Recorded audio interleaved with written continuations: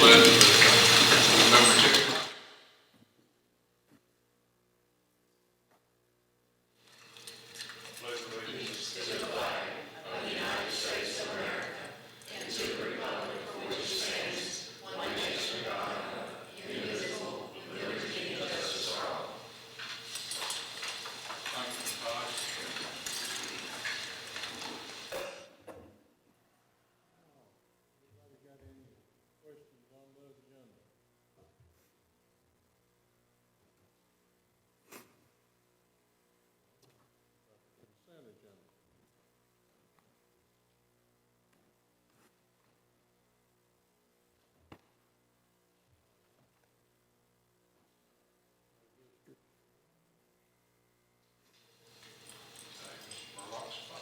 Yes, tonight, spotlights on Smyrna West Alternative School, presentation by Ms. Judy Sides, and I know some of her people are here, and also Dr. Brown, who also is the principal over at Daniel McKee.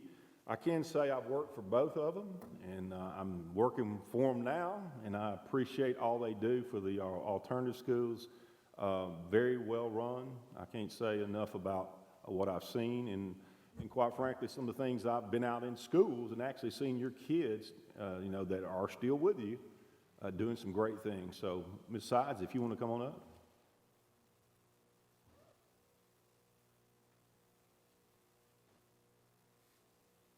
Mr. Spurlock and members of the board, it is indeed an honor to be here with you this evening to talk a little bit about our program and our students at Smyrna West Alternative School.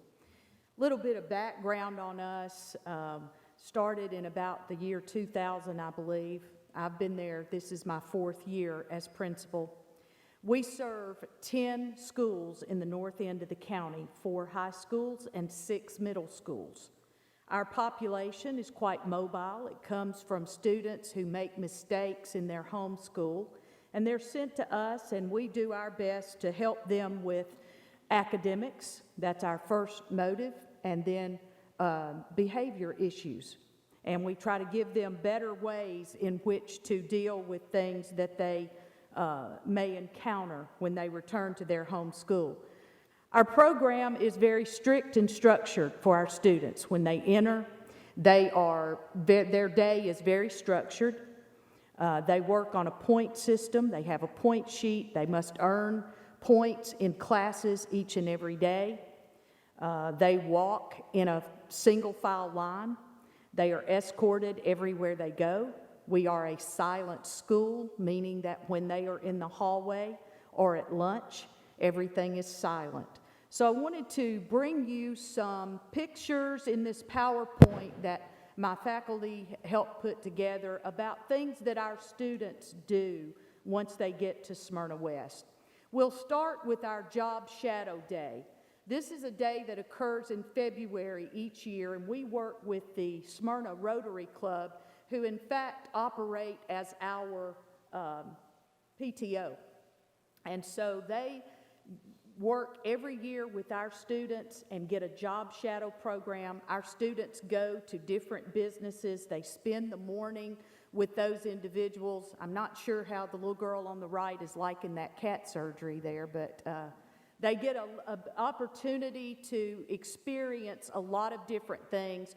We have had students who have ended up going on to TCAT in order to complete a program that they liked. We go for the last 2 years, we have gone after the job shadowing is over, we have gone to TCAT and had a luncheon. And you notice Governor Haslam was there with us 1 year. And the students get a tour of TCAT. And they get an opportunity to see what is available to them in those ways. They come back to the school. They are so excited about everything they've done. And they also write their sponsor a thank you note for having them that day. So that is the Job Shadow Day. Matt, if you'll carry on. This is something that I thought about this because I read a book, and it was about inner city students getting involved in chess and how that helped them. And so we had a couple of individuals there here tonight, Mr. Kinsel and Mr. Whitmore, who play chess, and they got our students started. The students were very reluctant at first. They said, we can't play this game, we can't do chess. What we found with a little research is that chess helps not only their math skills, but certainly their problem-solving skills, as they have to look 3 or 4 moves ahead, and that's what we need them to do in life. So that really helps. They play tournaments. They also tutor one another. When someone new comes in, it's a peer tutoring type thing. So that is our chess club that we have. It also gives them an opportunity once they get involved in chess. We found that most of our high schools and some of our middle schools have chess clubs. And so that gives our students a way to get back into and get reacclimated into their home schools with a skill that they may not have had when they came. The other thing that is big at Smyrna West, and this is what Mr. Spurlock was talking about, is reading. You'll see there, that's on our wall, and you'll see there are various faculty members and students, because we feel like if we want the students to read, we have to show them that we read. And so every Friday in our school is drop everything and read. Everybody, teachers, everybody reads on Friday during a period of time. We also, every student carries a library book with them at all times. That's the first thing they do when they get to our school, is get a library book. And anytime they are finished with an assignment early, or when they finish their lunch, they are reading. And they love to read. We have a lot of students who come in saying, I've never read a book before. And yet when they leave, they are ready to join their library, make many trips to their library when they get back to their home schools. So reading is very, very important to Smyrna West and our students. We also have, every year we take a group of students, a select group of students, to the MTSU SIA Festival, Book Festival, and we had an author. We encourage our students, once they make a connection with an author, to write that author. And we had one author who came from Chicago, her own expense, and came and met with our students and had a really nice time with them. So reading becomes real for them in many ways. Student of the Week, we choose a Student of the Week, the faculty does each week, a middle school and a high school. We have donations from the Rotary Club, and we buy books, and those students get to choose a book that they get to keep with them. So that's our Student of the Week. And then this is our big program. This is Reading in the Schools and Read Across America. Every year in Reading in the Schools, our school partners with David Urey, and we go and read to kindergarten through 5th graders, and they love it. The kindergarten through 5th graders enjoy it. Our students enjoy it. They work hard, they choose a book, they come in, they practice about reading that book with expression. They make, you'll notice, their own costumes to illustrate the books. And Mr. Spurlock, I believe you were there this past year. I was. At David Urey when our students went in. So we love our program. I have a very supportive faculty and staff. You'll see that they are here. Dr. Brown and I work very closely together to make sure that our programs are as close as possible, being on different ends of the county. Our program serves students who have made a mistake in their schools, but we see our students as much more than their mistakes. And I would like to end our program this evening by reading something that we received from one person who was there a long time ago and one person who is there now. So this is from a former student who is now 30 years old, and she sent us this communication. Smyrna West really cares about us misfits. They really want to see us live up to our potential. A lot of people overlook alternative schools because those are the bad kids. But I once was a bad kid, and every time I drive by Smyrna West, I can't help but smile, because here I am, a genuinely good person who lives to help others. Don't give up on the misfits. And then there's a young man who's a current student. He said, I've been at Smyrna West since 11/20 of 19. While here, I have learned a few things. One thing I've learned is the benefit of constant reading. Something new I accomplished was finishing 2 books in less than a month. That's a kind of big deal for me, considering I haven't read a book in years. The level system challenges me by making me strive to get 5 on my point sheet every day. So, you know, a lot of times I think there is a misconception that our kids are the bad kids. They're really not. They're just kids. And they need somebody to care, and we care. And we greet them every morning that they come in the door. We know them by name, no matter how many we have. And we tell them good morning every morning. And one young lady came to me and said, you know, I'm not a morning person, Miss Sides, but my day goes a whole lot better just because of everybody greeting me when I come in the door. So, Mr. Spurlock, thank you so much for this opportunity. Well, I just want to follow up with that. You know, they're our kids. Yes. Now, they stay with you for a little while, but they're coming back to their home schools. And just being out at working with both of you the last couple of years, man, I really, and I strongly encourage some of our board members to go out and visit because it's clockwork, you know. And I started thinking back as I've seen all this taking place, because I think you want to ask, what kind of disciplinarian is Mr. Spurlock? I think they would say he's pretty disciplinarian. But I want to just say this. You know, there's an old parable that goes, you feed a man a fish and he'll eat for a day. You teach him how to fish and he'll eat for a lifetime. You guys are making impact on young people. They make mistakes. There's no one perfect. You know, we're talking about teenagers. You know, and I appreciate what you do. I mean, I've seen them in there with the playing chess, and I mean, and I've been in your schools, and it's quiet. You know, of course it's small, but it's quiet. So I do appreciate, and I do think you guys hold the line when there's an issue. You bring it to me, and I do appreciate having the opportunity to work for you. Thank you. Thank you. Thank you, Ms. Sides. All right. Yes. We need to go to number 8. I think, let's see, we got Mr. Wine. I think he'll probably be here on Thursday. Okay. Number 9. All right, number 9 is the NFHS network proposal. Before we go over this, Mr. Tackett, you want to come up and speak on this? I think there were some questions the last time we brought this up that you may have some answers to.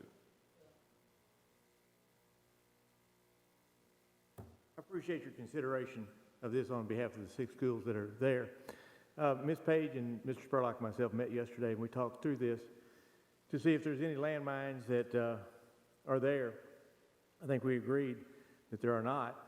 The one thing that I know as principal at Oakland, and I think other principals appreciate the opportunity to make decisions for themselves at a school.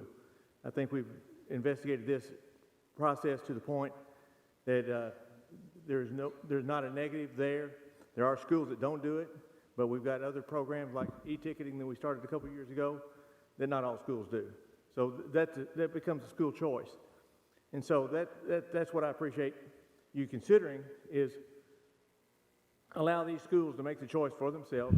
I think Mr. Spurlock is in agreement, Ms. Page is in agreement with me that there's not the negative that's there. Ms. Page, you might address that just a little bit about, you know, just what does occur if the 5-year timeline is something that has been brought up. Talk about that just a minute. Sure. So the contract does allow for a district to end the contract early if they aren't satisfied with the service. What would happen would be that the equipment would be picked up and taken. So there are options if the schools end up not being satisfied with how this goes, or if they find another avenue to generate revenue. I know that's a concern some of the schools had that are not opting in, is they're just curious on how much money was out there and wanted to explore other options for themselves. That there should be a lot of control ultimately to the school, with the understanding being that in exchange for this equipment, the company is ultimately bringing in the larger share of ad revenue for what is there. No, I'm sorry. I think there was another question concerning, I guess, privacy. You want to address that? Sure. So the other concern was we have parents, these events being filmed, graduations, sporting events. All of these events are open to the public, so there's not a FERPA concern. But what we could do just to put people on notice is potentially put into our good news notice that we do every year for parents and all parents sign, is just letting them know that some of our events at the high school level are filmed and streamed, and so that a parent can let us know if they do have concerns. And that way they do have an ability to know that, even if it is a public event, our parents are on notice that it might be streamed. Another point to hit at that I was asked after last meeting was the exclusive part of this. This is for video. It's just simply saying that another company can't come in and do the same thing.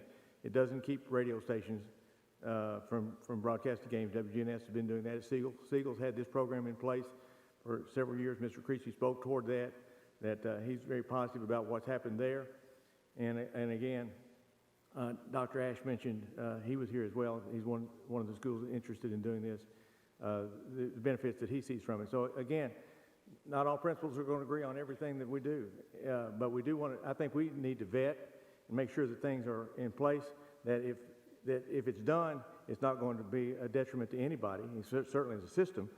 But if we have done our due diligence, and I think we have, and recognize that that's not in place, then I would ask that you allow these schools to make their choice as to what they want to do with this. Okay. Anybody have any questions for Mr. Taggett?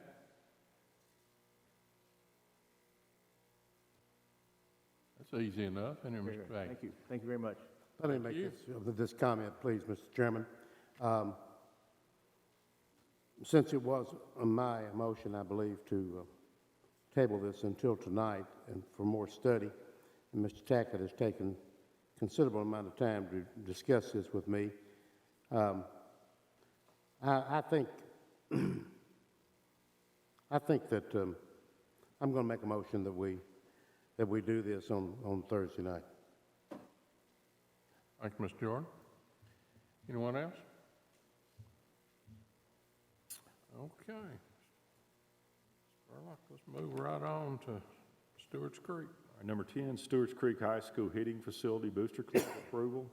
Stewart's Creek High School's baseball and softball teams have completed the necessary steps to form a booster club with the purpose of raising funds to construct a new hitting facility for both teams. They're requesting formal board approval to begin fundraising and planning for the project as an officially recognized booster club. Any questions on that? Comments? Okay. Policy adoption. Okay, this is the first reading, is that correct? This is the first reading. Yes, sir. All right, these are the policy adoptions on first reading. Policy 1.703, school attendance zones and exemption. It amended to create a renewal requirement for students granted zone exemptions for particular programs of study. That would be like your IB or Cambridge, and I would assume even our magnets would fall under that, correct? Yes, and any CTE programming as well. Gotcha. Policy 1.806, advertising and distribution of materials in schools, amended to allow board the option to limitedly approve certain commercial advertising.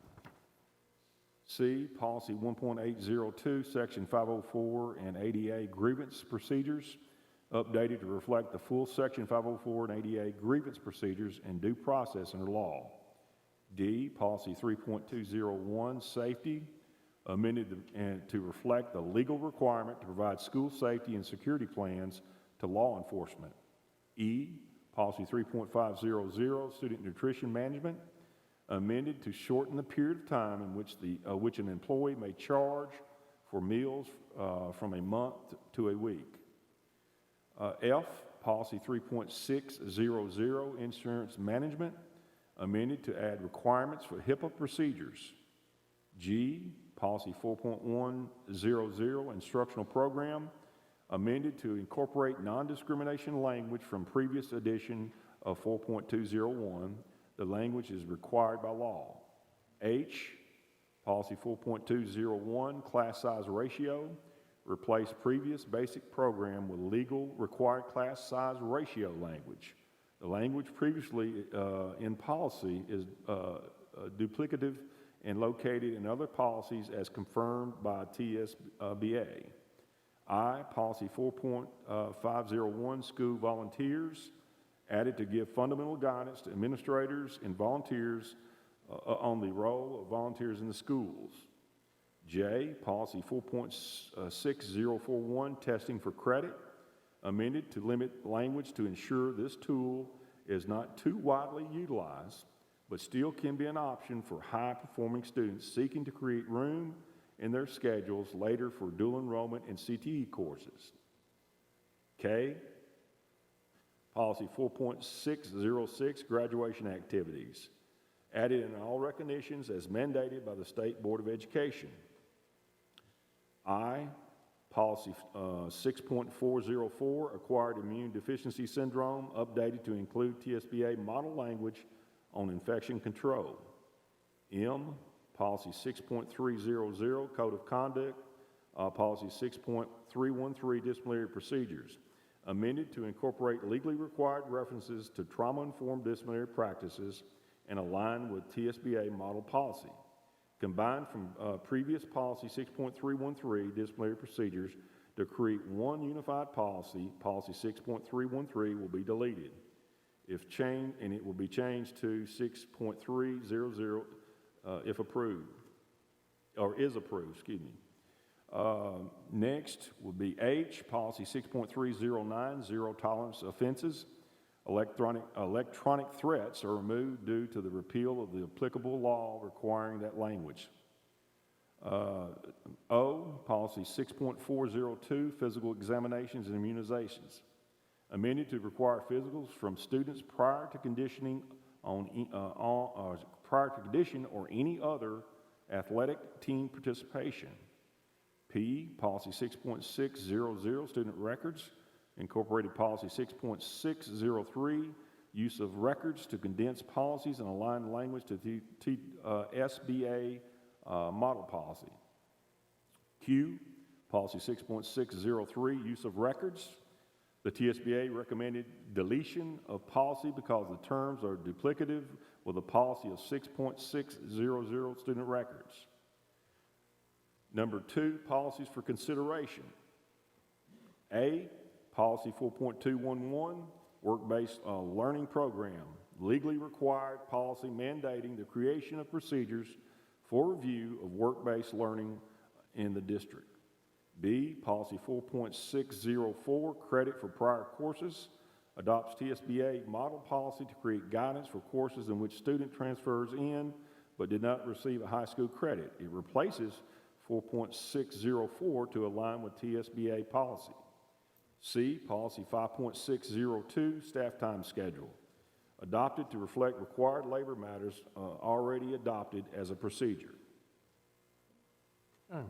Any questions or comments on those? Okay, let's move along to number 12. All right, number 12 is some for information only. This was a change. Number 1 is our professional development specialist. She was already on 260 days. This was, even though it said professional development specialist, she was primarily doing RTI work. Is that correct, Dr. Sutherland? Title II work, okay, Title II work. And this prevented her or encumbered her in providing enough professional development. So what we did is we already had the federal program specialist. The only change that we have here is there were additional 20 days added to both of these specialists, these federal program specialists. The fiscal impact is around $22,000. Okay. And then what it does is it frees up Ms. Lehman, who is our professional development specialist, to do what her job actually is about, provides professional development. Okay. Any questions on that? Comments? Okay, number 13. Facilities use approved for exemption. There are none at this time. It's unusual, isn't it? Mm-hmm. Facilities. All right, this is the one we heard earlier in the year. Facilities, Laverne High School. Laverne High School Principal Dirk Ash has requested permission to renovate LHS letters on the hill in front of the school. Engineering Construction has reviewed the request and finds the letters in disrepair. Mr. Hash has contacted MTSU Concrete Management Department and found local contractors to work with the school at a discounted rate. Cost is not to exceed $13,000. Questions on that? Comments?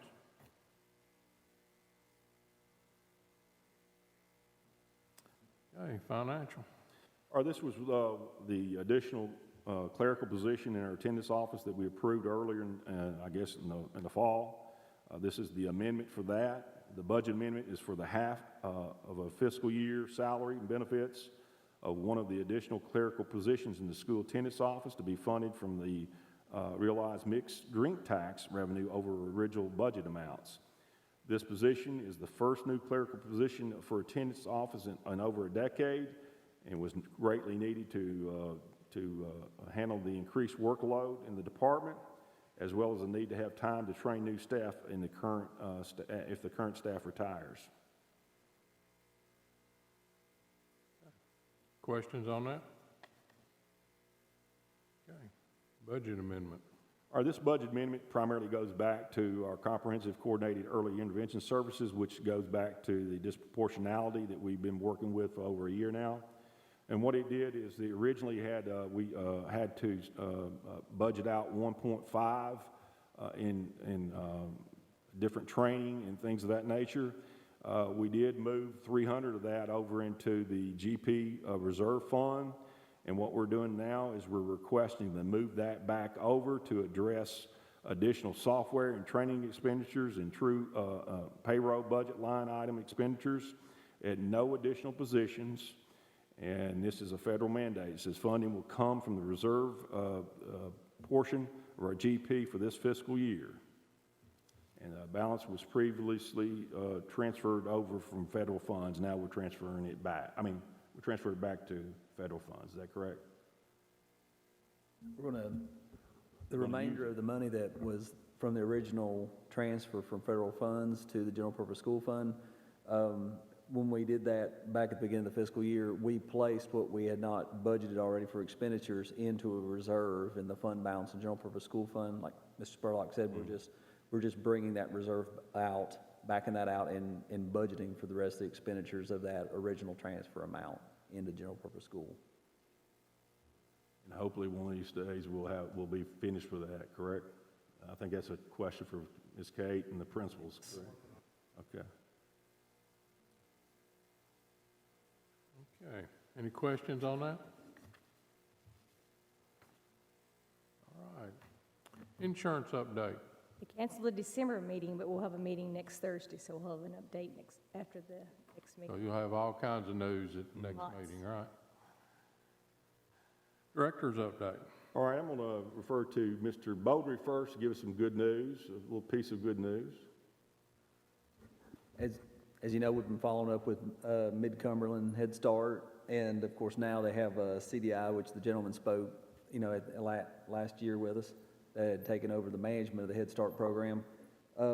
Pleased to announce that we've received the payment for 12 months back of the $40,371. Mid-Cumberland Head Start has paid that, and then we were owed $48,000 for the 14 months all the way back to August of 2017 forward to the year we just got paid for, and that was $48,373. I got off the phone today with Mid-Cumberland, and with the help of Sarah Page, we were able to have them, they said they would be having that disbursement, that check to us shortly. We should be seeing that next week, according to them. I am cautiously optimistic that I hope to report to this board the next board meeting that I've not only received that money, but also the two invoices for month of November 2019 and December 2019 that I've invoiced both those months to CDI.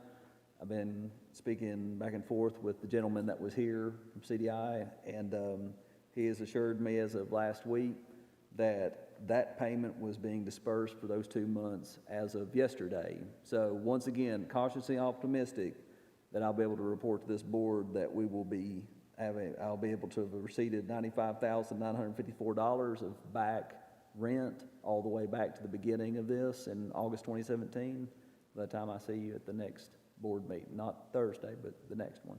Just want to give you an update that we're trying. Cautiously optimistic. Yeah. For an accountant, that's pretty good right there now. All right, Dr. Anthony's going to go over our December substitute report. There's some information she drilled down on and trying to look at things and put it in perspective. Okay, I know that Mr. Spurlock forwarded you the first table that we'll take a look at, and that's an overview of our district's absences for the month of December. Of course, December was a short month with examinations and those kind of items. And you can see the patterns. Our largest day was December the 6th with 400 absences. 92 of those were personal, which is about 23% on that date. And then you see the percentage on the far right side of ASAP absences. That's absences that were called in after 6, 7, or 8 o'clock, and those happen to be higher on Mondays was the trend. Below that, in the second table that you have not seen, I gave an example of an elementary school that you saw on the chart that's on the next page, and it showed that that school had a lower fill rate, but they also had a high number of late call-in ASAP absences. Working with that new principal and their new bookkeeper, we realized that drilling down further into that data, not only by them having additional trainings for 6 days of that month with one teacher per grade level, but also they had some days that you'll see on the right where they had to update and change some status, where there might be sick days that needed to be changed to personal. XS represents personal. I don't know why they could use a P for that, but NP is non-paid and SS is for sick. So you'll see that on a few of those, there's about 4 of those that they did have entered on time previously, either one night or 2 nights before, but as they came in, one had a deal where that they put an AM absence and it was supposed to be a PM absence, and that can happen very easily. They just forget to mark that correct box, or for instance, they may have had to do a different type of leave. And so some of those reportings are just because of the principal and the clerical staff having to make those kinds of adjustments when there have been mistakes on that.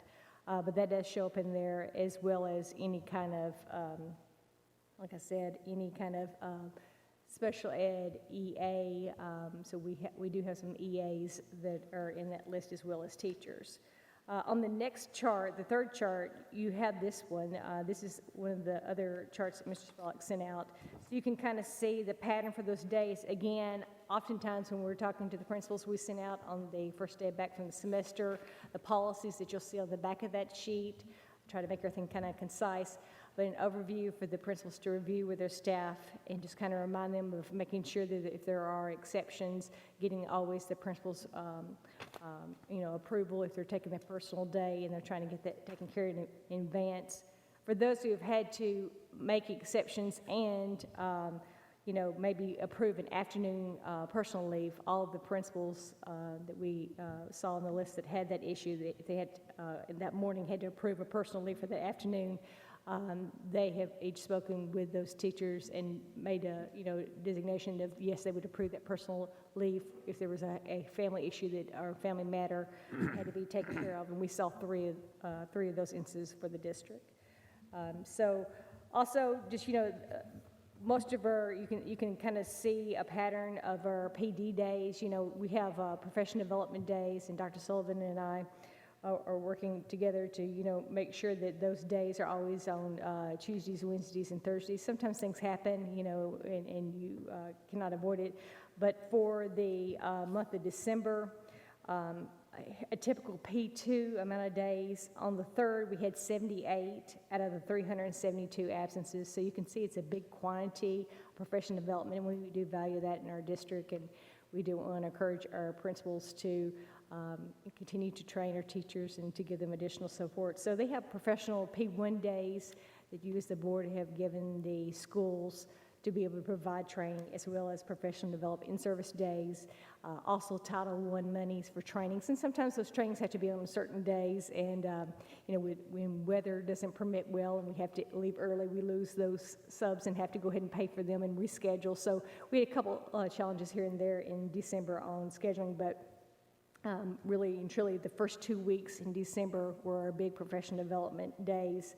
Like I said, ranging 78, 76, 58, 68, 73 on professional. That's just the P2 days, and then an average of 10 each of those days for the schools for P1 days. So a big proportion of it is for professional development days, trying to get those in at the end of the semester, to gear up for the next year. And then, of course, right now, many of them are, getting to utilize that and have had some additional training outside with the middle school conferences that they've been working on. So some of the numbers may be a little bit skewed for the mere fact as people are trying to update and make sure they get the correct information out, AM or PM, and then correct marking if it's sick, personal.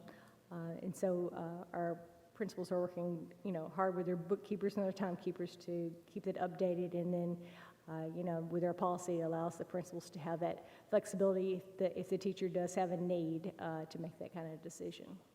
Overall, when you're looking at the quantity of this includes, I'm assuming this includes our certified and our SPED EAs? Yes, sir. Okay, so total, what's that total number? 35? 3,398. 3,398. And when you were looking at any trends, I think we would all agree on Friday and Monday are some of those days that we see a high volume. Correct, and usually those are days that they're taking the personal days. The personal days are showing up more on the Friday, and then more of the late call-ins on Monday mornings, I would assume, when people wake up and are sick in the morning, or they get to work and realize they need to do an afternoon illness, and that counts in as well. You probably said this, but on these after 8 a.m., some of those are calling in for, putting in for a half a day. For the afternoon, that's correct. So that counts. Oftentimes, they may get a message from their child's daycare that they need to come pick them up. They have a fever, they've thrown up, they're sick, their husband is ill. I talked to one principal today that told me about an unfortunate situation with the spouse being sick and having to go to his side and being out for a week after that with, hospitalization, those kind of things. So sometimes emergencies just happen, and we had 3 cases of that in December for that big of a quantity on personal that wasn't, drastic. We did have a lot of professional development days during that time, those first 2 weeks, leaving that last week for examinations to be more light. And when you look at it in its it jumps out at you. Let's be honest. It kind of jumps out at you. When you take it in its totality, then it's really negligible. But my thing is, and you probably done this and talked to the principals, and I think all principals do that, if there's a trend by a particular teacher, then they have a conversation. Right. And find out if they can. Most of them are looking about every 2 weeks and making a judgment if they're seeing a pattern on Mondays or Fridays and calling them in. Some instances, if it's a pattern in there and they're not providing those doctor's documentation, it can lead to discipline in those kind of situations. So repetitive. And then they look at that also, on the totality of what's the need for their students when they're asking for extended leaves or anything like that. Okay. Is that it? TLN? I'll have something Thursday. Okay. Federal relations. I'll have something for you Thursday. Thank you. General discussion.